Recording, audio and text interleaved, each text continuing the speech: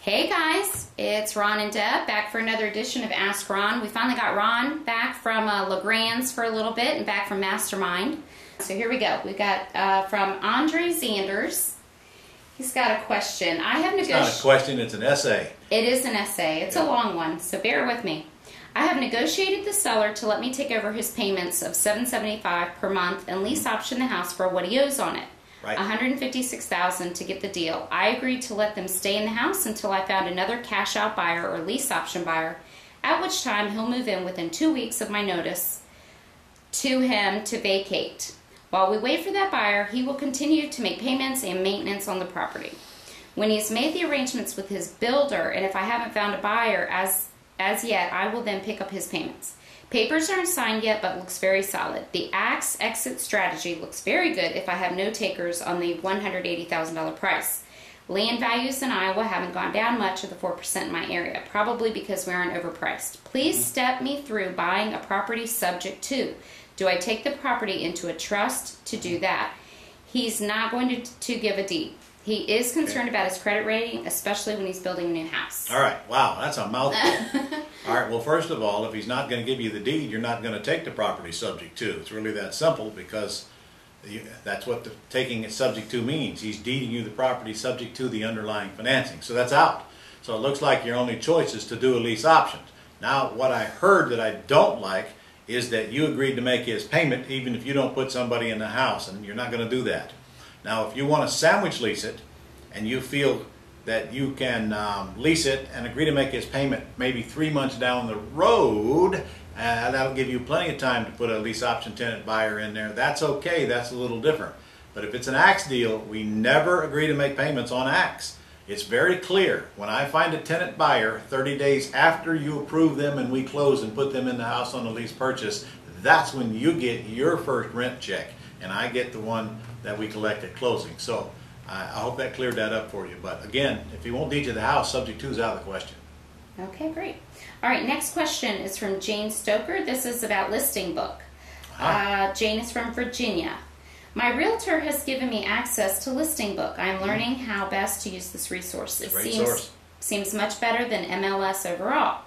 Please give your best tips for using listing book, making axe offers on properties. All right, well, Jane, there are no axe offers out of listing book. Listing book is solely for all cash properties. Most of them are bank owned.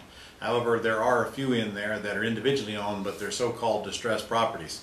So listing book is cash offers only. Forget about axe, and that means that you're going to have to put up a deposit, probably $1,000 on anything you get accepted, but the deposit is after the offer gets accepted. How to use listing book? You give it the parameters you want, the price range that you want to stay below, and the area you want. It sends you everything that is newly listed and or change the price that day, and that's the beauty of it. All the information is right there. With a press a button, you usually get not videos, but pictures of the house and the data and the days on the market. So that's why it's such a great source. You go through them every day, pick the ones you want, make the offers from your desk, get them to your realtor, and then take what hits. It's a good source. Listingbook.com. All of you don't have it, but if you do have it in your area and you intend to make all cash offers, it's a valuable resource. Yes, and you did do a whole I did a training video. You did a training video. Actually, go back to your site. membership site, and there's a whole training where I actually went on listing book and went all through it with you. Sure did. Okay, this next question from Jeff Clayton from Houston. I'm not sure if Jeff is being serious with this one, Ron, but I'm going to read it to you anyway. Hello, Ron. I'm learning that you like short questions, so here it goes. What do you say when calling up a FSBO? Please take it from ring, hello. Oh, come on. That's the script is on your property information sheet, Jeff. All you got to do is read it. If the house is free and clear, it's right to the right side. If there's a loan on it, it's a script right in the middle. And so you either want to know if they'll loan or finance or if they'll lease purchase. And if they won't do either one of those, game over. So just get your property information sheet and read it. That's the script. Okay. All right, up from Roxanne McCain. Roxanne's from Louisiana. Ron, I know we're supposed to have these lists, but I'm not quite sure how to go about developing them. And she's referring to buyer's list and investor's list. Okay, easy.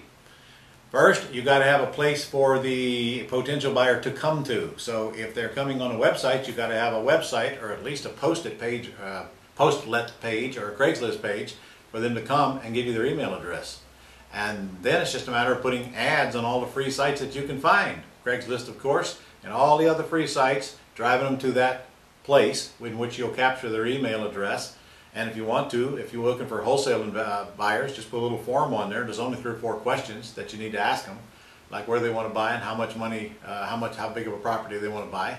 That's right, they're all right in my system, but all you need really is the email address. If you get the email address, then you've done it. You build a buyer's list. Now, most of them are buyers, most of them are time wasters, but that's the nature of the beast. If you get 100 people on your list, you may have 10 buyers in the pile, so just email all of them next time you get a house for sale.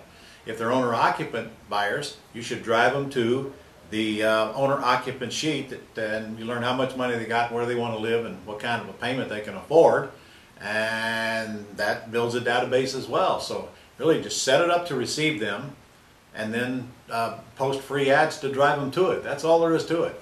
And it's no more complicated than that. And if you just do that, you'll get all the buyers you want. Now just pick out the pearls. Okay? Okay, this next question is from Eric Wilner. Eric said, I just purchased a foreclosed property through realforeclosed.com. Auction site for the tax and foreclosed properties are in Pinellas County. I know there is a 10-day objection period until we get the certificate of title. I am not familiar with Florida law, so I am wondering what other potential snags exist. I looked through the records under the owner's name in the clerk's document and found no other liens or assessments. Still, I can't help but feel there's something I'm missing. Well, there's plenty of snags that could exist, and you better darn sure be doing a title search before you go down and buy houses at the foreclosure auction. Get somebody to do the search for you. You don't have to hire a title company, but somebody better be checking it. You might be bidding on a second mortgage and not even know it. In fact, I did that one time. Bought a house, thought I bought it free and clear, wound up there's a first underneath my second. Turned out okay, but it didn't have to. So you really don't want to be bidding on auction properties if you don't clearly understand what you're doing, or you might wind up taking a very, very expensive seminar. Come let us train you at Quick Start School, and bring those questions with you. And you also should be, you need an attorney working with you to make sure that when you close these things that you are not getting yourself in any minefields. That's not a game for a beginner, to be honest with you. If you want to buy properties and feel safe that you got good title, why don't you just buy them from the bank? And now you got them standing behind it, you got a purchase and sale agreement, you don't have to raise your hand and bid and hope everything works out okay. If the title is not good, they have to give you back your deposit, and now you're buying a property that you know did not have any liens on it, because they represent that and guarantee that when they sell you the property. Plus they pay the taxes right up to the time you purchase. No such thing when you're bidding at the courthouse. You don't know what you're going to get. Like a box of chocolates. Okay. Okay, this one, and this actually coincides a little bit with that, from Jill Kimmel. Do I need an attorney to wholesale a house, or can I just use the standard purchase and sales agreement? You don't have to have an attorney to wholesale a house. You need a closing agent. You at least need a title company or an escrow company. But since it's an all-cash deal and there's no more relationship with buyer or seller, I don't care if you use an attorney or not. Okay. All right, from Dave DeWert. He's asking about a sandwich lease. Do you use a letter of intent when discussing a sandwich lease with a prospect similar to the one in the Axe materials? Dave, we don't even use letter of intents anymore. Every once in a while, a seller will request some information be sent to them. That's the only time we use a letter of intent. If you get on the telephone and they say, yeah, come on out, sounds interesting to me, make the appointment, go see the house, take them a lease option agreement, and leave that with them. No letter of intent needed. It just slows down the process and makes them think too hard. So I wouldn't even use it anymore. Okay, and our last question is from Bruce Barrett, and Bruce is from Knoxville, Tennessee. I am using Foreclosure Fortunes and my IRA to bid and purchase REOs. A question came up about earnest money. If I use the company that holds the IRA, I am constantly having them cut a check and take it back when I don't win the bid. Currently using the MAO formula in this area, I am winning about 1 in 6, so this is a big hassle. I've been told that I can front the earnest money and have it refunded at closing, having the IRA do 100% funding. That's not true. You can, but if you get caught, I don't like the odds of you getting caught on that. You should not be using your money and have it refunded. I'm not going to tell you I've never done that, but you shouldn't. Actually, your IRA can cut you a check and you can hold it. You should get hold of them and ask them what to do, and you can hold it and just apply it to one that does get accepted, or You can set up an LLC owned by your IRA and just have the IRA send it money, and then since that LLC belongs to your IRA, you can use those funds. You can do it either way. So you really should get that directly from your IRA. If you've got equity trust, they'll answer that for you. And do what they tell you to do, but do not cut a check and get a reimbursement back. That's a no-no. Is that called self-dealing? It could be if the IRS decides they want to get nasty with Okay. you the day that they find out and come after you. Okay, that's what he's been told, that Yes. it is called that. Okay, well that's it All for right. this week, guys. So thanks for tuning in, and we'll see you next week on Ask Ron.